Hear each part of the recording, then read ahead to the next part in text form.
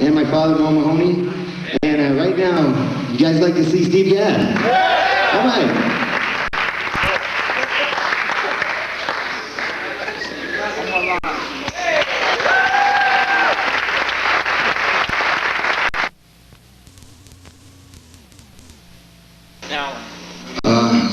Tomorrow we go to San Francisco, and then the day after that to LA, then to Houston, Austin, and Dallas. Then I go back to New York. Just doing the clinic? Just doing the clinics for Zildjian, which, by the way, is a nice company. Huh? Zildjian, all right.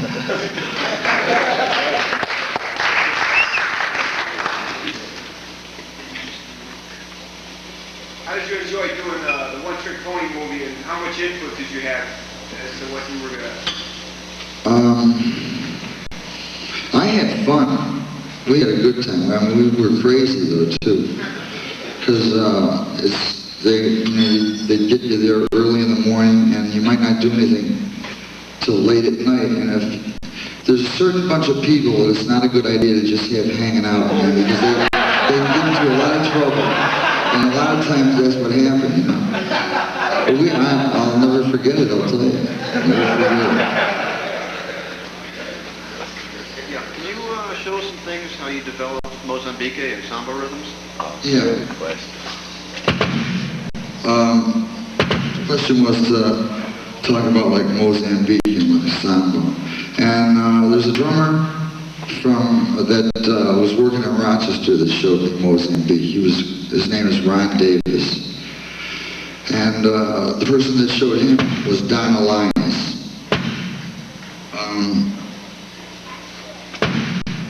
And this is it. The thing that I want to explain first about it is that it's a lot easier to play than it sounds. And there's just a couple of little tricks that if you zero in on them, it could make it a lot easier if you try to put it together. I'll play the sticking for you now. And this sticking stays the same, it doesn't change.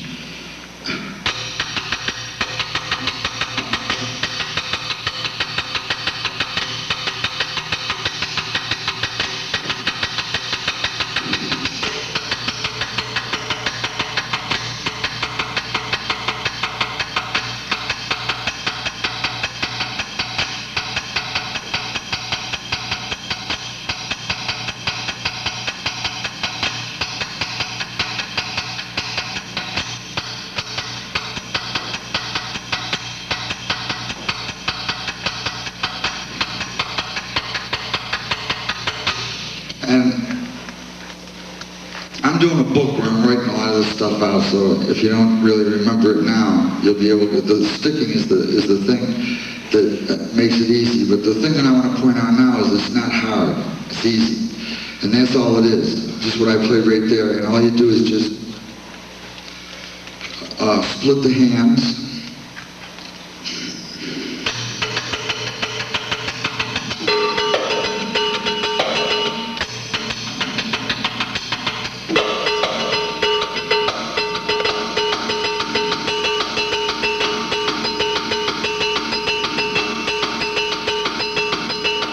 And it's easier to learn if you think about what the left hand is doing, because the left hand is playing.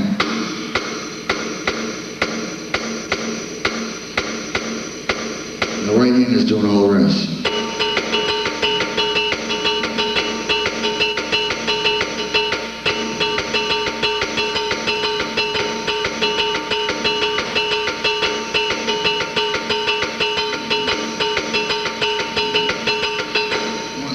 You do that over and over again, slow, until it starts feeling comfortable, not go for speed. Do it nice and easy and lock it in nice and slow, and then when that gets comfortable, then the speed will come after that.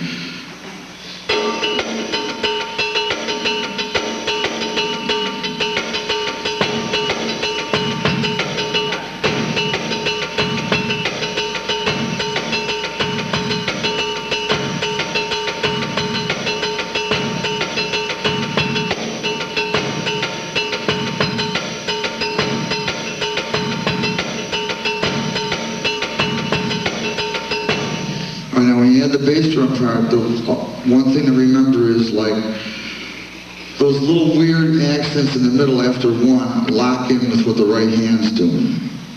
So that right off the bat makes it easier, and it always locks in. So that's, if you look for that, then that helps you play it better in time, and it starts making it easier to coordinate it for yourself, right? So don't forget that.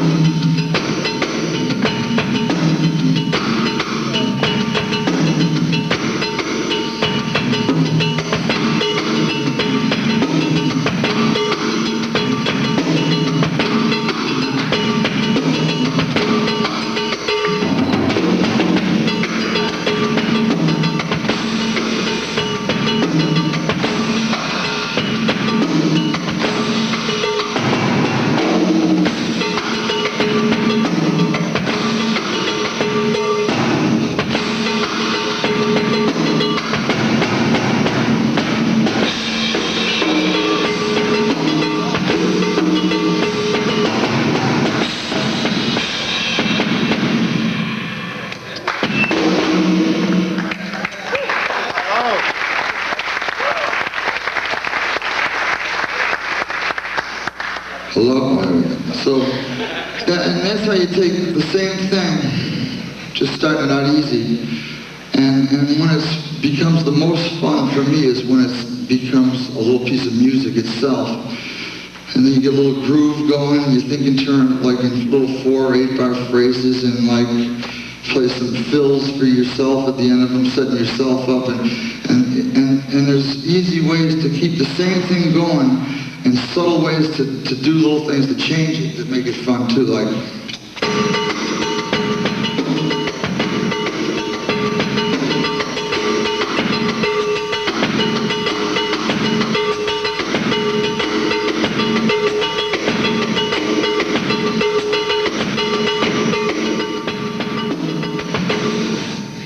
The hands still stay the same, the hands don't change.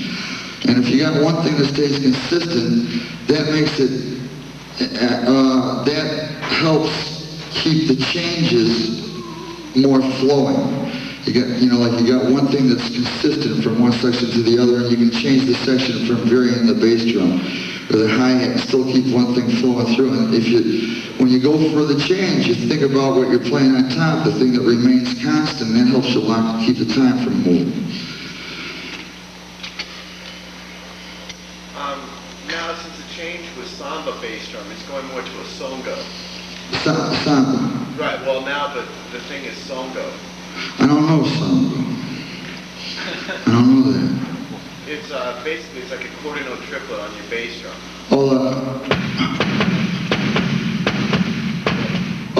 It's like if you right, and then you delete one on every part of the phrase. You don't play one on every beginning of the phrase. You just play the second two notes of the quarter note triplet. What's it do on top? Either you can play a cockada or a Mozambique on the top. I never knew that. What up, Josh? That's Walfredo's. Huh? That's Walfredo Del Rey.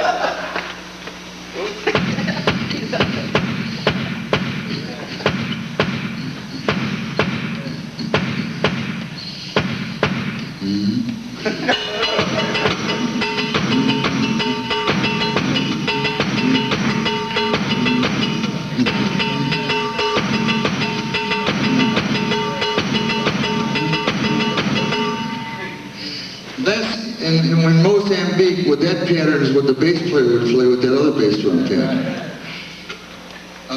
Samba.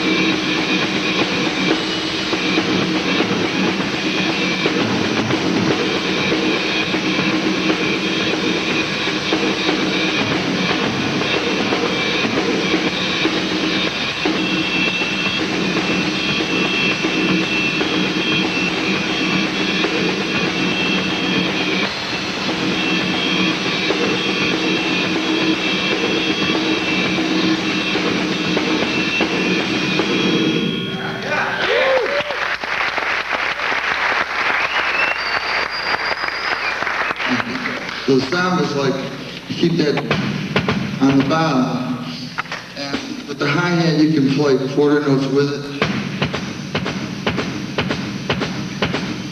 But it's nice if you don't start out that way, you can add that for another place and use that to just change the flow for a minute, you know? Or you can play it.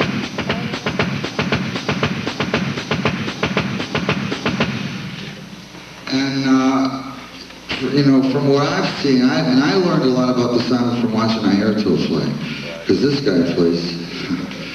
If you want to hear some sound from me, this guy plays it. And usually they play both hands at the same time.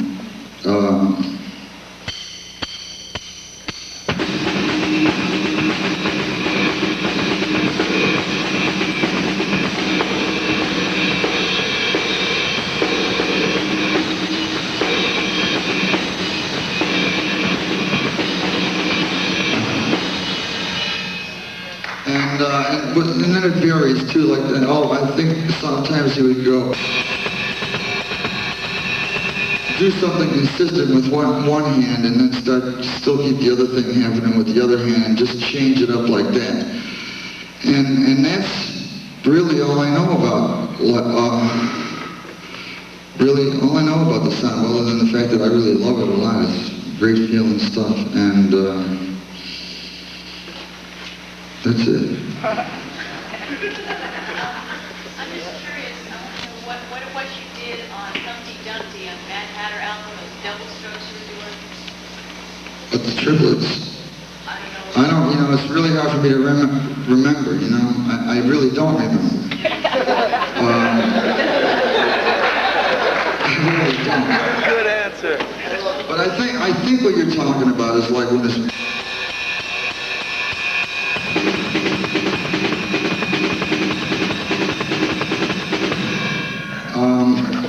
That's like when you always, it sounds like it's out of tempo, but it's really, and it's triplets.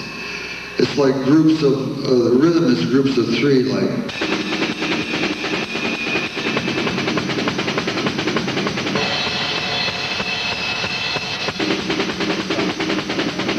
But then, I'm just telling you how it's, you know, like how note-wise it looks, but then what's different about it is the triplets.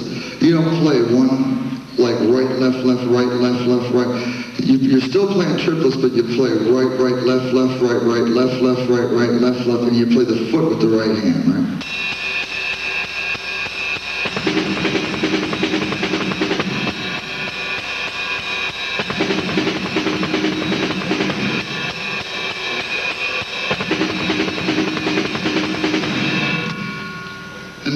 That's what that is, and it sounds it takes a little bit of time to get used to playing that because it's a little bit weird rhythmically. You know, it starts going to another place, but you just gotta do it slow, so you know where all those downbeats lie. Even though you're not really playing them on the foot, you still know where they are, and that's how it starts to make sense. So are you playing going from 8th note triplet to 16th note triplet now? No, 8th note triplets. It's but like if the tempo was.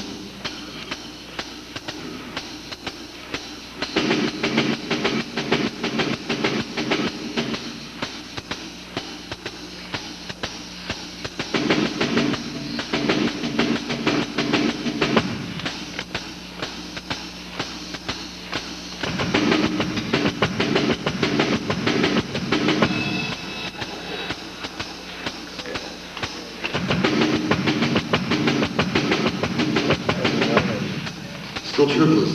You're just playing, playing the triplets like doubles on each hand, right, right, left, right, right, left, left, right, right, left, left, right, right, left, and the downbeat comes on different places. Doesn't always lay on the right hand, so you just got to get used to when it's with the left hand, when it's with the right, and then the thing starts to make sense. I had 2 questions about the shoes you wear. Are they always the same? And your snare drum seems higher than a lot of other players. Is that from your drum corps background? I don't know. I sit low. See what I mean? I don't sit high, and it's just comfortable for me. It's not from drum corps, because drum corps, the drum was further down, you know, down this way. And I change, you know, I don't wear the same. I like to wear shoes to play that don't have a heel with a thin sole, so, you know, for me it's easier to feel the pedal. So you know, I got a few different types that I wear, but they're all like thin soles like that. I don't like to play with, you know, boots and stuff, because it doesn't feel comfortable for me. Yeah, a lot of drummers are finding a hard time getting work because of the computer drums. What do you feel about the computer drum thing? Because of the drum machine? Yeah, computer drum, right. I just recently decided that with the drum machine finally let engineers know what drums are supposed to sound like, so I think that it's coming back around. Because, I mean, there's a lot of stuff that was recorded before the drum machine, and if they mixed it the way they were mixing some of the stuff now, they'd have heard a whole other composition, you know. And it's like, just think both industries are getting more in tune now with each other. Musicians have been playing for years, you know, way back to maybe before electricity, you know what I mean? And like now, then the recording industry was new, and and some guy took what we did on a record and put it into a machine, and what it did is let an engineer know how to get a real good sound on a backbeat. And so when you go back in, now he's got a good point of reference. I think it's helping us right now. And I think it did. I think it really, I mean, it didn't just hurt drummers in LA. The only people that were really doing any kind of work were keyboard players, because they could play everything. They could play all the instruments, right? And it's just changing. More people are making albums, and you know, it's just one of those things. That's the way it goes, man. It's, you know, one way for a while, and it's another way, which it comes back around. I think it's just cheaper. I think, yeah, it was cheaper, but I think that people, after a while, now I think that people are getting ready to hear a different kind of music again. Like years ago, like the songs were so great, it'd be hard to outdo. You know, where do you go? It needed a change. You know what I mean? It just that's what keeps everything in balance, I think. And it's just not a question of good or bad. It's just different, in my opinion. You play so many different styles and so many different musical situations. I was wondering, mentally and physically, how you approach these things. Like, say you're playing a real heavy thing one night, and the next day you have a real light session to do or something. And also, I guess that would be mixed with the question of grip, traditional versus mass grip. Right. What was the first? Just get the end of the first one. I couldn't hear it. Like different styles. Yeah, just mentally, physically approaching what, you know, say from a real, what they call a real beat type stuff, you know, light touch. Right. What is the question about that? Complement each other, or you have to actually make some adjustments? It's not like one complements the other. It's just, I just happen to like all different kinds of music. You know what I mean? There are other people that can really play the hell out of like one particular thing, and they'll get called to do that a lot. You know what I mean? And it's just something that they do, that they like to do. You know, and I just, from the way I grew up, you know, liked. Not necessarily needed to go out. I didn't want to have to play different kinds of music, but I went through them, and it wasn't like I had to always play bebop, but I had played it at one time, and if it ever came up again, you know, like I would enjoy playing it, and I would never have played it for people before this, so it would be a little surprising, you know what I mean? Like a lot of people like try to put whatever they do in anything onto everything, and it's nice to try and for me to try and to separate it. That was a challenge for me, and so I think one kind of music complements any kind of music. You know, as long as it's music, then it's meaningful to me, and I enjoy it. Yeah, I guess that's what I'm trying to say. You just get beyond stereotypes. Yeah, and I was lucky. There's, you know, it kept me. I didn't get bored, but at the same time, I wouldn't take things that I knew I couldn't do. You know, if I got called to do a job on timpani or in mallets, I mean, even though I went through school and studied all that stuff, I saw guys that really knew how to play the instrument. I knew what I couldn't do, you know, so I wouldn't take that. I didn't go, I would stretch out in one way, but I wouldn't go past it in another way, you know. And in terms of the match grip and the conventional grip, I think the way to do it is the way it's the most comfortable. Like, I can play more technical things with the conventional grip, but sometimes playing a heavy backbeat, just, you know, where you're not doing that much technically, but you're just bearing down. Sometimes I'll turn them around and play the buttons and hold it match grip, and that feels comfortable, but I don't have the technique match grip that I do the other way, so I vary according to what I have to do. And I think whatever is comfortable, that's what you should do. How you do those running triplets with the snare still sound like it's going? What sound like? It sounds like you're playing the snare too, but I heard toms and... Oh, toms and snare. Yeah. That one? It was one, I don't know which one. It was the tom. There's a couple. Here, let me play a couple, man, see if I hit one.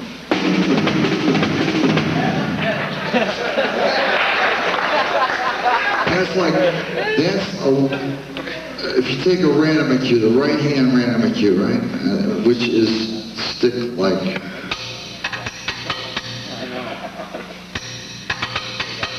Right? And now what you do is you substitute the foot for the last beat.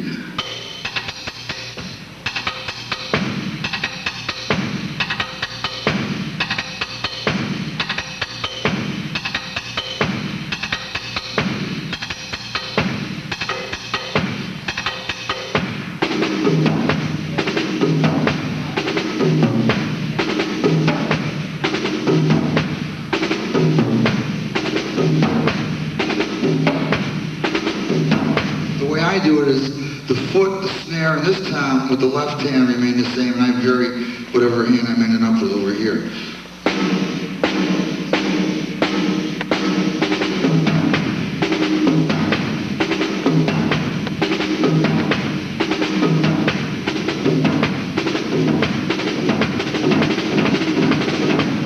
And it's easy to get fast because the sticking doesn't change, see what I mean? And it works, you know, around the same way, and if you do it slow, it feels good when you get it happening, and it sounds a lot harder than it really is. What do you think is the main function of a drummer, and how do you move a band when you're not feeling that good? The main function of the drummer is to play the music. Well, really, we got to consider ourselves musicians, man. You know, and sometimes we don't, you know, sometimes we just sort of get into another thing and bypass that and forget what our ears can do and stuff.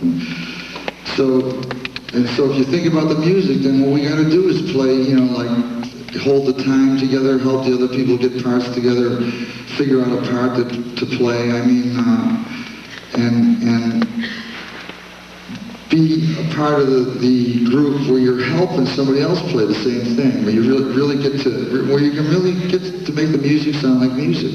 Not necessarily by drawing a lot of attention to ourselves, but it's a challenge also to try and make it sound real full, playing the minimum. And when you can do that, then the thing that's nice about it is you can put so much on top of it and really take your time. You don't have to kill yourself. You can pace yourself and use dynamics, and it's nice. So, yeah. Could you show some reggae patterns or any different reggae patterns?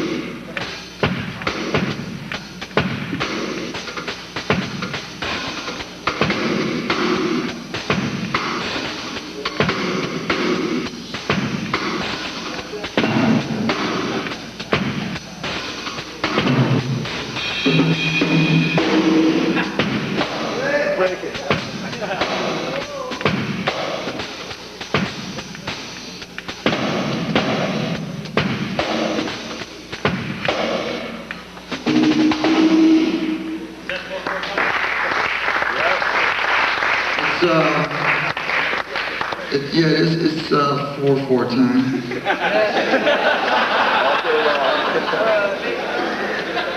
See, the thing is, it's like, it's 4. You're playing like little triplet things in the middle of it, you know what I mean? And you see, usually what the guitar player does is 1, 2, 3, 4. Keeps that back. You play the backbeat with your foot. 1, 2, 3, 4. 1, 2, 3, 4.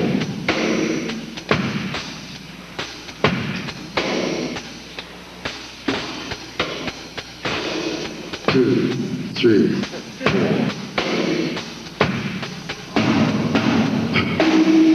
2, 3, 4.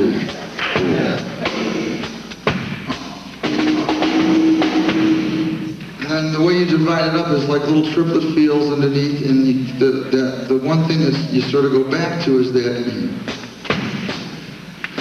that's the sort of like what I think is the bass, and I'm really no authority on it, you know, but that's the way I understand it. Yeah, Steve, do you have any tracks that are your favorite that you recorded that you think you really did better than usual?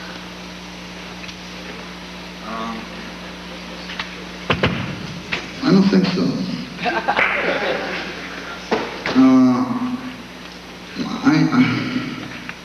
I think at one point maybe I did, you know, when I first started recording I would sort of look at it that way, but then as time went by, I would always just go out and give it, you know, the best shot. And a lot of the stuff you can't remember, and sometimes you surprisingly hear something that you forgot about that was nice, so I don't have one favorite or think about it like that. I don't believe I've ever heard you play any electronic drum or anything that you ever recorded. How do you feel about those? And one more thing, I want to expand about running, making noise. You play. Yeah, that's the electric drums. They don't inspire me for some reason. I mean, they're too complicated. You gotta go through too many things before you can just sit down and play. And so it wasn't that I was against the electronics, because I think the sounds they got were great, and the way they could put it on tape, they were really good. And I'm glad the drums are mixed where they are now. They get the backbeat up there and the bass drum. Because I think that's where we always heard it. They never mixed it that way, and there were a lot of good stuff that we played along the lines that's never really got understood, just because of the way they did the mix. So I just never found, like a set of machines that either I could afford that didn't see. I get sort of leery of like those complicated things. I shy away from that stuff. You know what I mean? And then the other thing you asked was what? Oh yeah, that whenever you do, I know I do that, and you don't even realize you're doing it, and sometimes I think about it more than others because, in other words, like if I was doing that and I was playing with a band and we were going full out for an hour, if I was doing that at the end, I'd feel it. You know what I mean? That would be really making it harder for me. I mean, my voice had changed when I talked, and it's like when you lift up something heavy, the natural tendency is to hold your breath. And that happens when you play, when things get a little bit more intense, or you got to play a little bit harder. That's just a natural thing. And so it's easier for me, if I'm up here with some other people, then I can think about that stuff easier than if I'm just up here by myself, you know what I mean? And then it's different when you're alone. You get a little bit more nervous and stuff, but it's something that, the breathing is something that's good to think about. But everybody does it, they don't know they do it, and that's all I can say about it. I mean, I think about not doing it, but I still end up doing it. Steve, when you do a session, and they hire you as your notoriety, do you produce your own sound, or does the producer produce your sound? I mean, do you get your famous sound yourself? They get it. It's up to them, you know.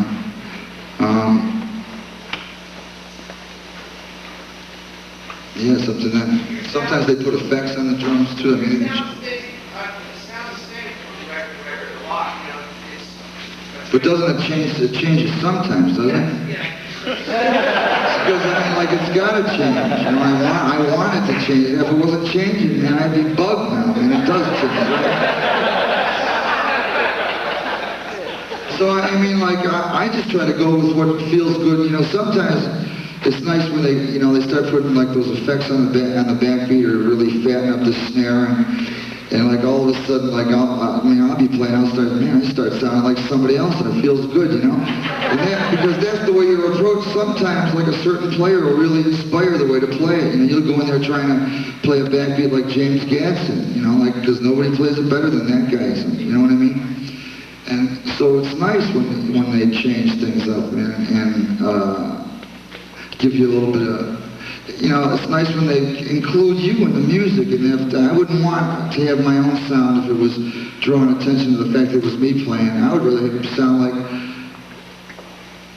some young kid playing, if that's what the music calls for. You know what I mean? I want to be part of it, not separate. How much input do they give you on your tracks? Do producers tell you what to play, or do you get to kind of play what you want? The question was how much input do I get on it, you know, and every session is different.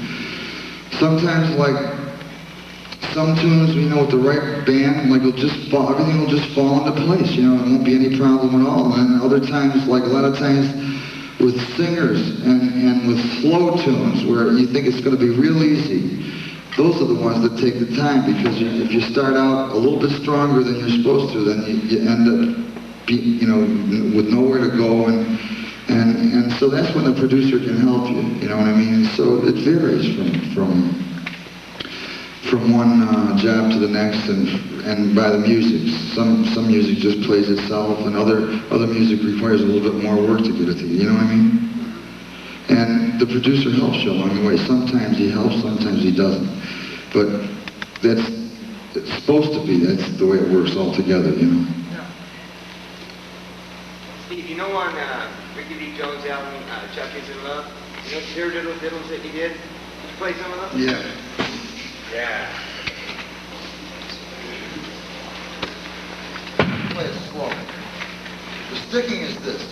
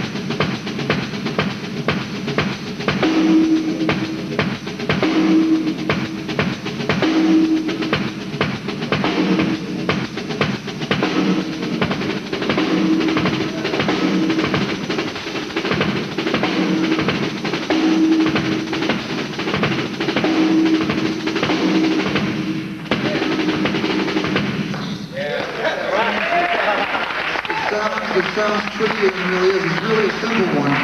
And that's another one. When I do this book, I'm going to write that out because it makes it a lot easier when you see the sticking. It's hard, you know, all the stuff is really hard to remember exactly what it was, but it's not as hard as it sounds. And once you get it, it feels good and it's easy to play fast and it's fun. What you just played, did you do the track Root Garden with Jerome? I'm sorry? The track Root Garden with Alan Jerome? Did you play on that track? That track? I don't know. Okay. The reason why I'm asking, you did, right? Because what you that just answers my question. Because like for a long time I was trying to figure out how you were playing the coming out of the intro, going into the verse on Root Garden. Was it like this?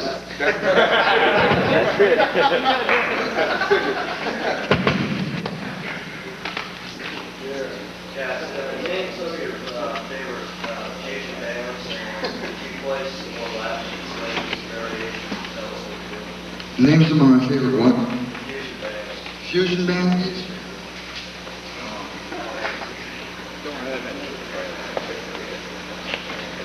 I don't know, man. I don't have any favorite fusion bands.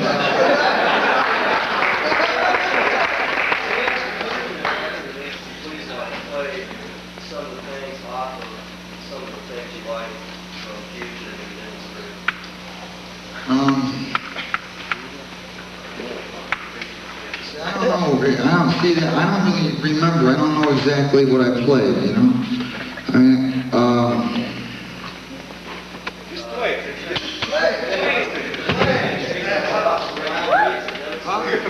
It's a variation of certain Latin beats.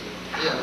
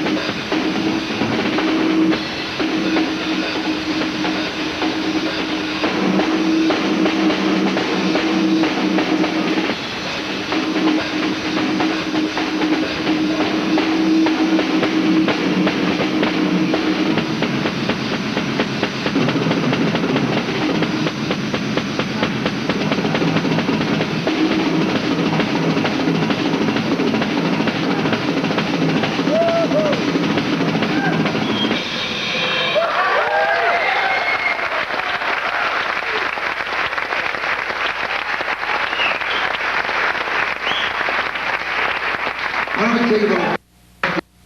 And then do that one, all right?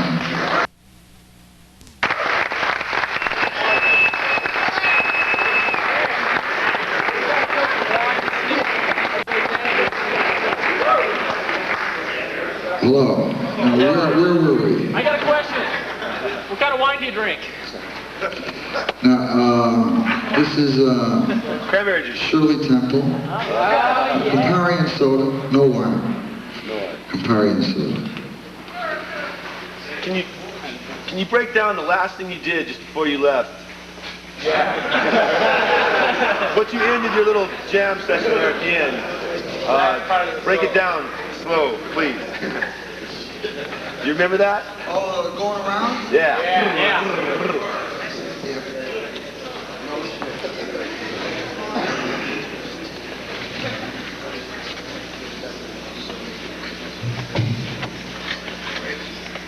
Age-old problem.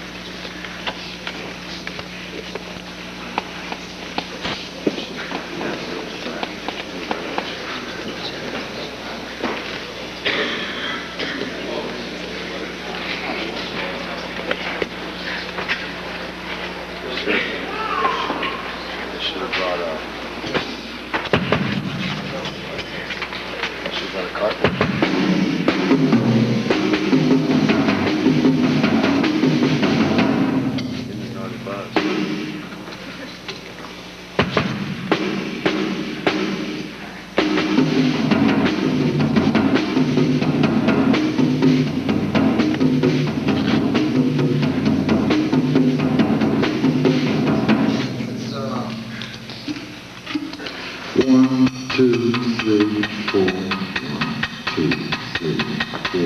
It's all triplets.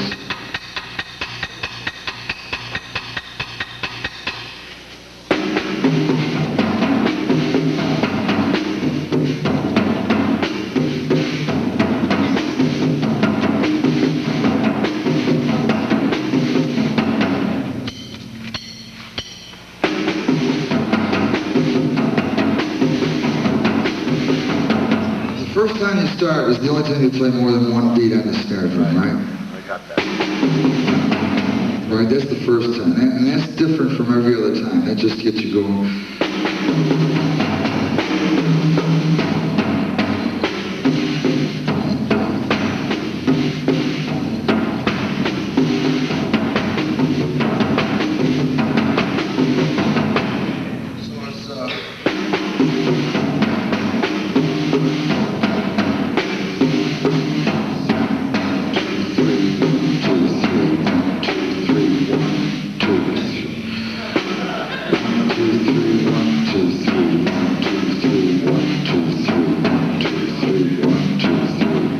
Let me fix this.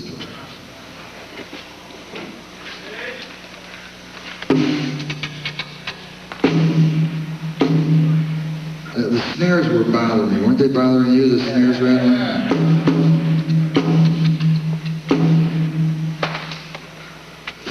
1, 2, 3, 4.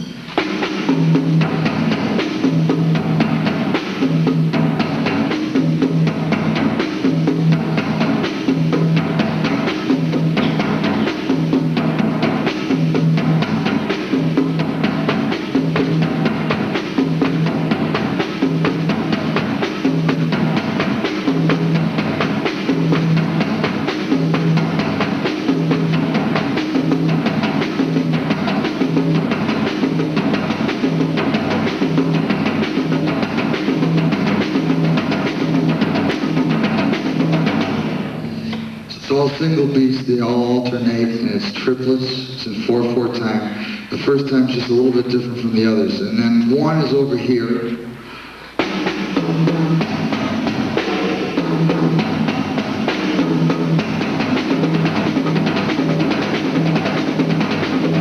And it pulls you around, you know, just the way it's sticked.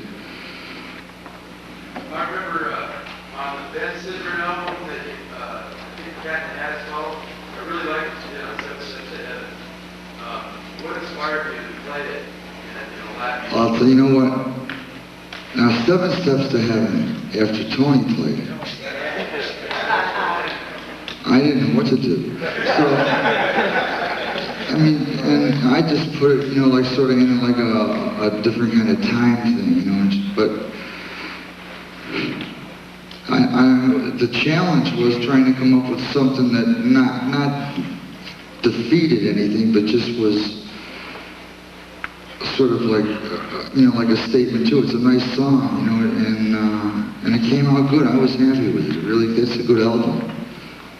And I still say, if they mixed that album now, like with the way they get sounds and the way they mix stuff now, boy, it'd be a whole other ballgame. There's a lot of albums like that from a lot of guys too, that just, I don't know, I just like got back into that other thing for a second, but I think that the machines are really going to make things feel a lot better when we play live, you know. Well, on that mix, I noticed that the snare, and I feel like this with the snare drum, with the drums, if you take the snare off, all the drums to me sound different. I guess it's because all the drums kind of make the snare rattle a little bit, and I noticed on that mix, it kind of brings the drums to life.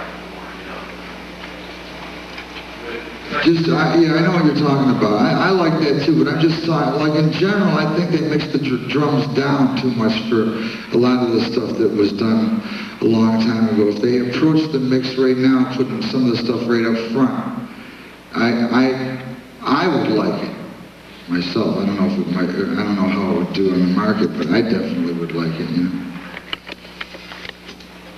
Yeah, I wanted to ask on Ludwig that you did with Bob James. What was the name of it? Ludwig, Beethoven. Right. You did. Was the piece already done before you put the drum part on, and how long did it take you to get it? It was, no, we did it, the way, there were a bunch of things that were sort of like that. There was Night on Bald Mountain, that we did it on another album, and we started out with a rhythm section, and he knew pretty much 3/4 of the stuff that the orchestra was going to do. So we you know, like read the part with the rhythm section, and there were certain things we had to try and set up, and then in some of the other sections where the playing got a little bit freer, I think that he used some of the strong points of those sections and like added orchestra to them. So, but the way we started out was just rhythm section with the arrangement that he had in mind, and there were certain accents we set up and certain ones we didn't. We did it together though. But the piece ended up with just being synthesized with the drum, basically. Well, whatever it ended up at the end, like it was like 4 people, and he probably did a lot of overdubs after. But it was just like a rhythm section at the beginning. Talk a little bit about playing on top of the beat, playing behind the beat. What kind of effect do you get? Yeah, I think that that's a real confusing statement when people talk about getting on top of the time or laying back. I think like it's hard enough to just like put it right on the money. And, you know, so we start out there, and then there's certain sections that might, at the end of a phrase, if you got to play a fill and the next section is a little bit more intense, those are the natural places where things have a tendency to get faster. You know, so like that might be a place where they would say you got to lay back a little bit, hold back a little bit. Or sometimes, you know, like you find a good tempo for letter A, and then you go into letter B at the same tempo, and there's just something about letter B that just doesn't lay perfect. So you just gotta like either relax it or get a little bit more, you know, on the other side to make the music feel good. But in general, that statement makes, you know, like, as soon as they start saying that stuff, it makes you paranoid. You start thinking about stuff you shouldn't be thinking about. And I don't really think that the people that say it really know what they're talking about. A lot of the time. Because if I don't know what they're talking about, then they don't know what they're talking about. Sometimes people just fish for things to say. You know what I mean? There's times when it makes sense and there's times when it doesn't. In general, we're just trying to put it in the pocket. You know, that's the point of reference. And if there's a little area where it gets on top, then we make an adjustment. If it starts to come back, then you like push it a little bit. And that's when that stuff starts to make sense. But if the guy starts talking it right off the bat, I wouldn't pay that much attention to it. Just think about what we're there, playing the time and not making more problems for ourselves. Okay, you endorse Yamaha drums. Is that a Ludwig snare that you're playing? Yes. Okay, is that your drum set there, or is that just one that the drum shop provided for you? It's one that the shop provided. Are those it's your my cymbals? snare drum. I figured that. Okay. Are those your cymbals there? My cymbals, my bass drum pedal, and my cowbell. Thank you. What do you think makes a marketable studio drum?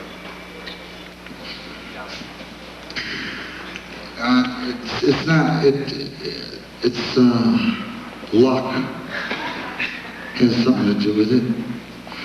It's not necessarily how good the guy is, because there's a lot of guys out there that can really play that aren't, that should be recording that aren't, or deserve it and just haven't got the shot yet. And what makes us marketable is who hires us.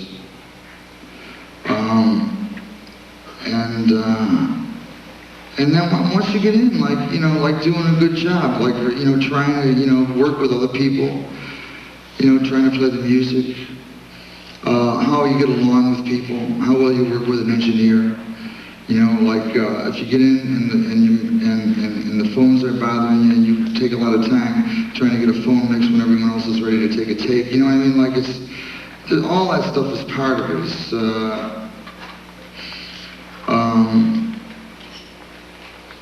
just being able to get, the studios cost a lot of money for an hour, you know what I mean? And tape is expensive, and musicians are expensive too. And if you take, I'm not saying you got to get it on the first take, but you can't. There's a lot of negative things and a lot of positive things, and the person that stays on the positive end, in the long run, is going to help the flow of the session. So that's part of it too. And like I said, luck too. And if you're a drummer, it helps knowing a bass player that's working in the studio. It's not like producers don't normally ask other drummers to recommend another drummer. Like if they call you and you can't do it, they got someone else in mind that is a backup. But a lot of times they'll ask a drummer what bass player they like to work with, or a bass player what drummer they like to work with, and that's another way. It's a word of mouth business, Does the manager help at all? I don't know. I don't think so. I've only heard of managers for people that had a record deal and had a band and were going out and touring on that level. But I never really heard of a manager working for somebody that was just doing freelance work. The freelance guys just sort of take care of it themselves. There's, in New York, there's one main answering service. So a contractor can call this one answering service and book almost the whole session with one phone call. And then the answering service will call the musicians, and the musicians will okay or say that they're no good for the time, and then they'll go to the second guys on the list and cover the date. So it's not like anyone out there, doing it for you, unless you know a player that's out there working that you play with that likes playing with you and wants you in there. And that's one way that it works, And the other thing is to get to know people that are working. You got to do rehearsal things. You got to do some stuff that doesn't pay. When I first went to New York, I did a real lot of rehearsal bands. There were guys that wrote arrangements that wanted to hear them, so they put bands together and they'd rehearse, they'd go play a club, and they didn't pay anything. But, you'd get to know a bunch of guys that were doing work in different parts of town, and if they liked you, they'd recommend you, your name would get around. And that's the way it happened for me. Yeah, see, my question is two-part. First of all, been recorded so long, so many wonderful players, as well as I've seen you live. That's the purpose of recording the studio. I I like both. It's hard for me, I'll tell you, the studio, the older I get, the harder it is to just be cooped up in little places, you know what I mean? Places with no windows, and being in a place where you walk in, the sun's out, and then you leave and it's dark. And, thank God they don't have drum booths too much anymore, because you were not only in a little studio, but they'd lock you in a little room.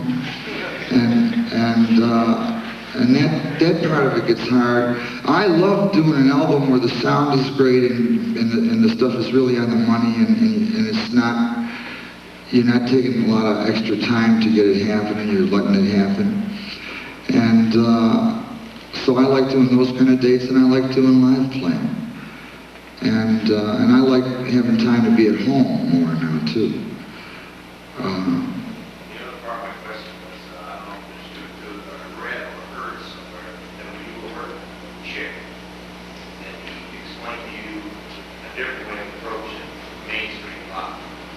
Years ago, when Chick Corea was and Chuck Mangione were in Art Blakey's band, and this was when I was in high school, and they got off the band, and Chuck put a band together with a saxophone player that's out here now, a good friend of mine, Joe Romano, Chuck Mangione, it was Chick Corea and Frank Polero.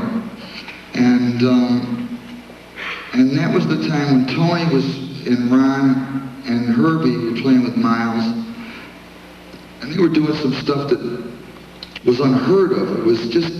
It was hard to figure out what they did. You listen to it over and over again, and Tony was just doing some things that a drummer wouldn't think of. You didn't know what he was doing. And, I tried understanding it, and then Chick and I went down to the club one afternoon, and it was right after I got a new set of drums. I started the job with a 22-inch bass drum, Gretsch set, a 9x13 and a 16x16. And then about 2 weeks after, I bought a new 18-inch bass drum in the smaller times like Tony. And Chick and I went to the club, and I just saw him play. And seeing him play, not being a drummer, and approaching the drums, playing real nice stuff, but just not the way a drummer would play, because he wasn't a drummer, was sort of like some of the stuff that Tony was doing. And seeing him do it made a lot of things make sense that I couldn't understand just trying to listen to Tony. And it was just the idea, like, in other words, like up until that time, the normal way of playing time was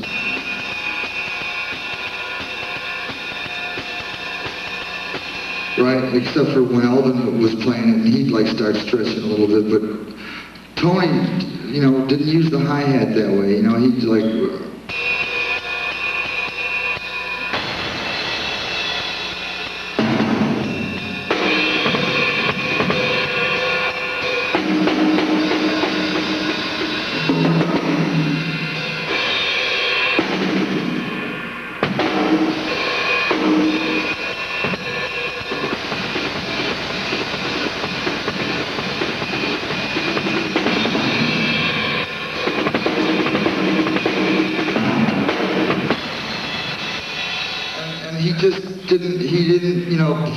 He felt the time, but he didn't state it the same way.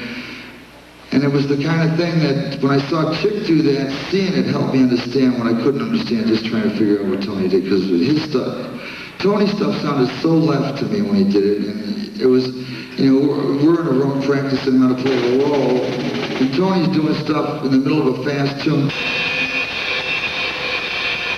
And he just lets the sticks drop on the drum.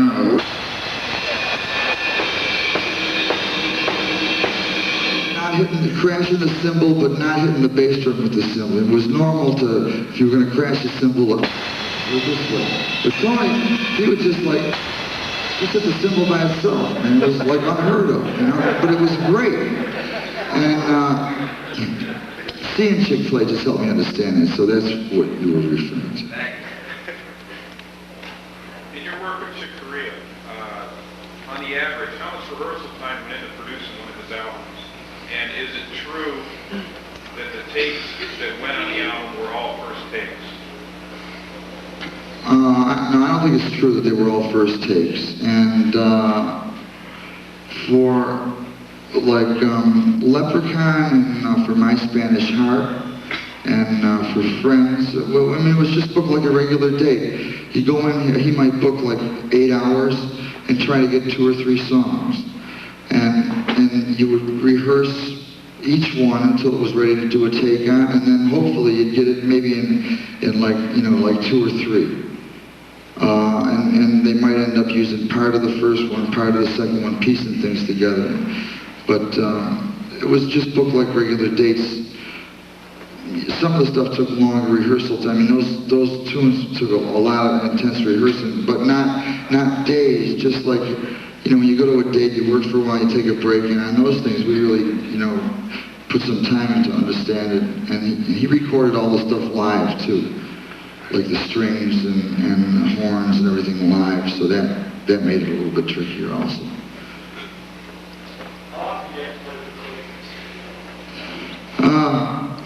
The question is, how often do we use a click? And I don't know, maybe more than half the time.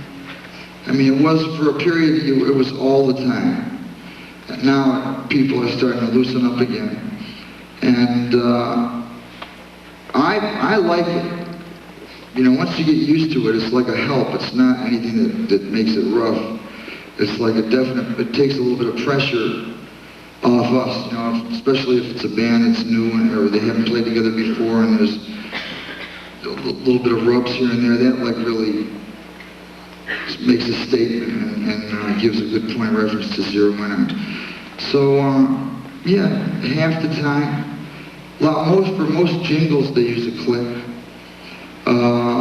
In fact, it's more than half the time. And if they don't use a click, a lot of times for records, they'll program a little feel on the drum machine with a shaker or something where it represents the click because it's exact, but it's got like a little bit of feel to it, so it's something more fun to play with.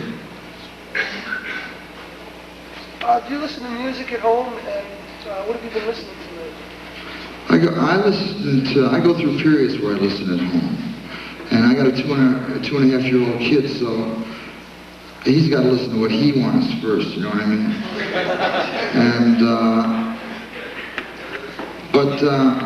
yeah, I don't listen as much as I used to. I go through periods, you know, it depends. Have you heard anything lately that you really like? What I heard lately, there's like, Tina Turner did a thing with Bryan Adams and video as a rock and roll thing. I thought it was real nice. I like the sound of it. This thing that Michael Jackson's sister is doing. I forget the name of that, but I think it's nice. What? Can you play some? I can't remember the name of it. Nasty. That and I thought Def Leppard was a great rock and roll band until that kid got hurt. So you listen to no more jazz, you don't know more bop, or? Nah, I don't listen to too much of that. You know, like every once in a while I'll put on Miles at the Black Hawk or 4 and More, Yeah. some of my old favorites. Yeah, it just depends on what I'm in the mood for. Let me get some of this. Over here. Can you play some time and do some fours and stuff? And we do something with brushes. Yeah, let me do something with brushes first. Yeah. Woo.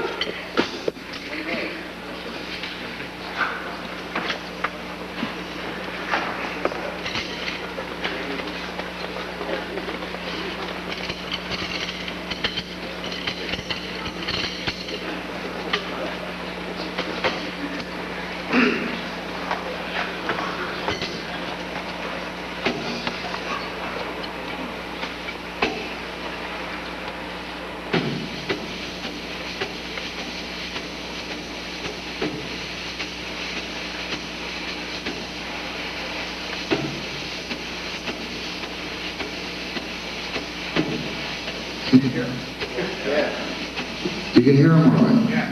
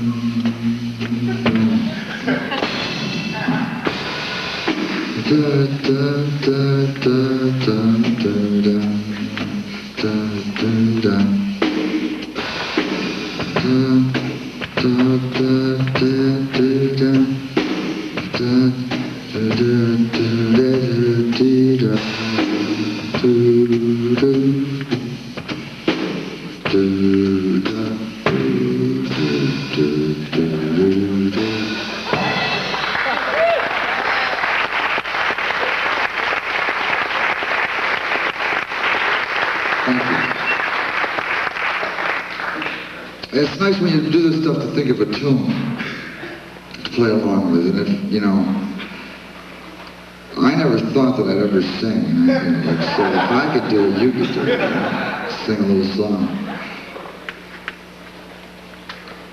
I was wondering, how much did you use calf dance?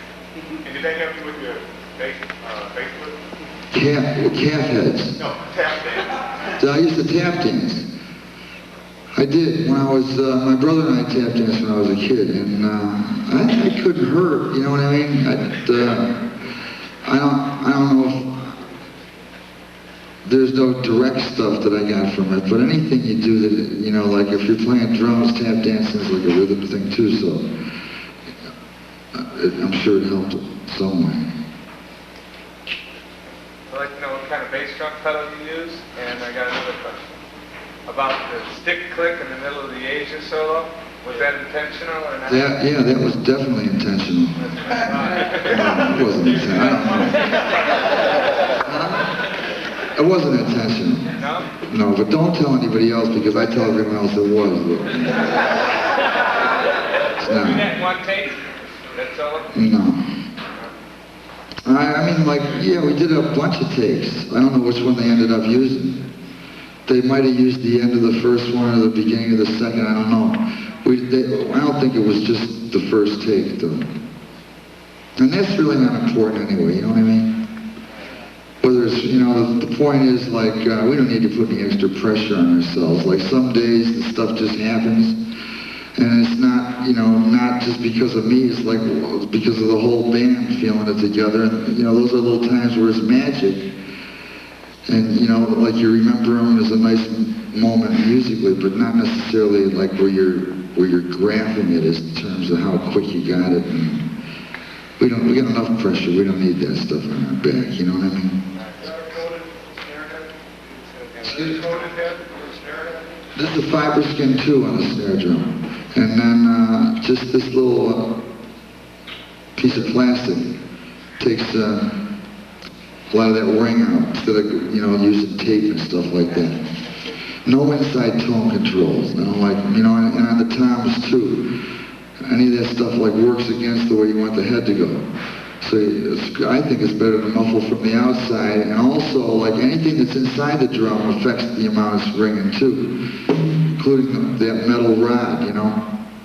A lot of times if you get a tone you like and the engineer says it's ringing too much, you can just slide it back, get more rod in the middle of the drum, and that, before you even tape it, that can take a lot of the overtones in. So anything inside the drum affects the sound. His question, he wanted to know the pedal you use, and my question is, who would you like to work with that you've never worked with before? See, I want to retire. I'm going for the old, I mean, I like working with people that, I like playing music, you know, and there's times where everyone's into it and it's fun, and I always wanted to work with Sinatra. I finally got my chance to work with him. I didn't even get a chance to meet him, though. I was disappointed. Sarah Vaughan. I never worked with her. I think she's great.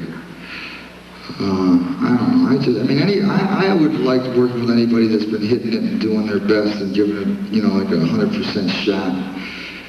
So, yeah, it's nice to be around people like that. You know what I mean? Not anyone in particular, but just the way people approach what they're doing and the way they live their lives, and that's what I look for. And the kind of pedal I use is a Gretsch with a strap, and I think they make the new springs too heavy. Because I was up visiting my friend in my hometown, and he had an old Gretsch pedal that he wasn't using. And everyone, I love it real loose. Now everyone's different. He likes it more tight. And he had a spring. The old spring was like, if you ever remember a wooden screen door that had a spring that would stretch out and then bring it back. It was like a thin gauge spring. Well, that was the kind of spring that was on the pedal. And that spring felt great. And so all the new springs, I stretch them out a little bit, just take a little bit of that tension out because they're too stiff for me. And so that's what I do. And it's Gretsch or Camco with that nylon strap.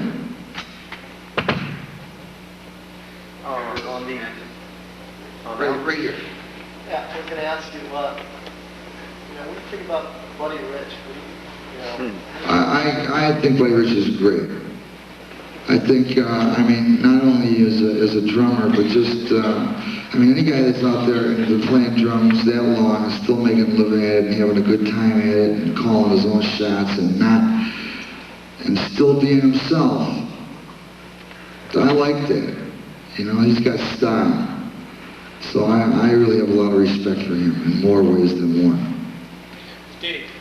Yeah, I was hidden by your show. Can you demonstrate playing a time thing and then do an over the bar line? Where you have Liddy White stated the internal timekeeping thing. Where you're playing over the bar line.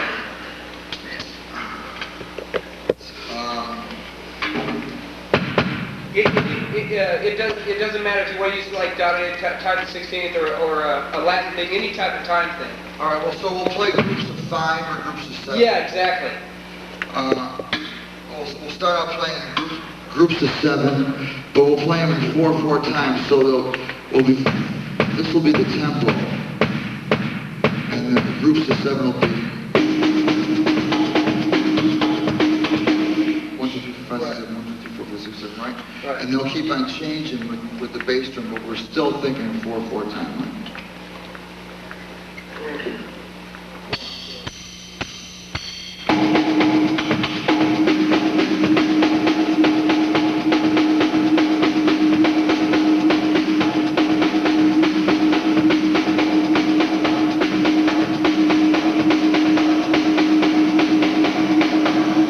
Stretch on it now. Go ahead and play on the drums and stretch it out.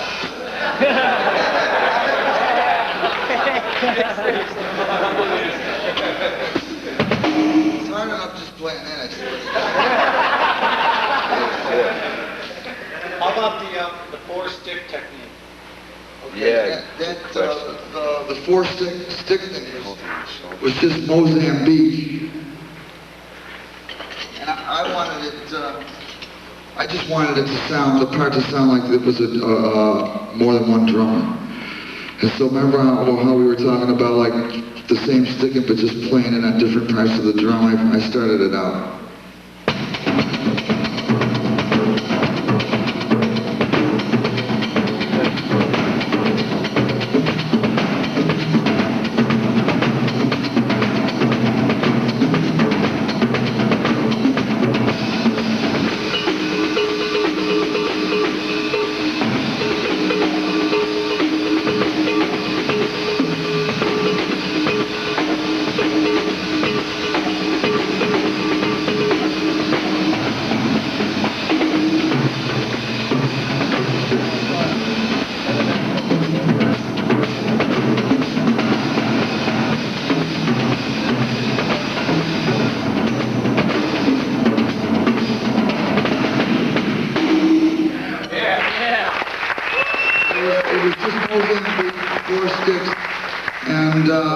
Only to make it sound like more than one drum, and just varying it just any way we could, you know, with the hi-hat, the bass drum. Are you holding that like marimba sticks? No. The grip? Just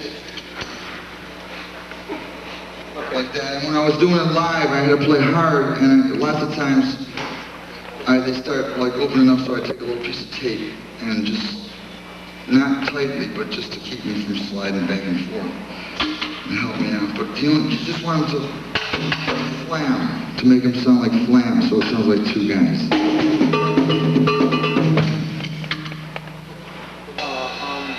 Al Jarreau's arrangement of Spain and 7 Steps to Heaven and various things you've done with Chick Corea, you do a thing, kind of Latin thing between cowbell and snare drum, which has always astounded me. I'm curious as to what that kind of thing is and how to develop it. And you've used it on solos, and just things, just between cowbell. Well, what was it? Well, you did it on. You used it on when Al Jarreau recorded Spain, and you've done it. Snare drum? Snare drum between snare drum and cowbell.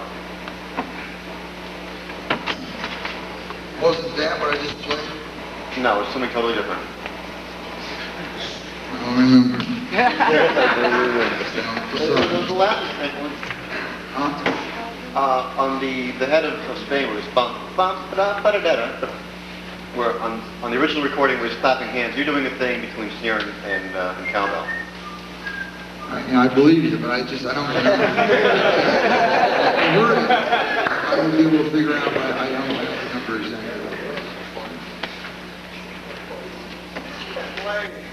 Steve, was it your idea to use the duct tape and the tissue from Rockland? No, the people in the studio were doing that. Everything, they had pieces of cardboard separating drums and stuff. It's amazing. It's a lot different today. Now they go for a much more open sound. Before they go for isolation, they really make it an obstacle course to play the drums. So, I'll play a little bit and then we'll call it a night, all right?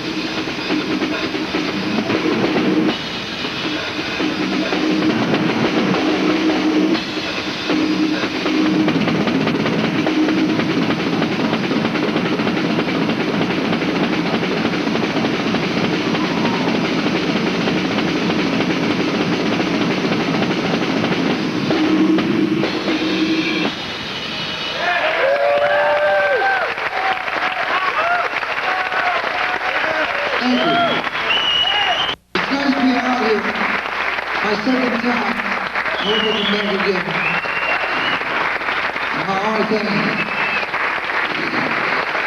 I can't remember everybody's name, I'm sorry. People from the store. I enjoyed it. Good night, everybody.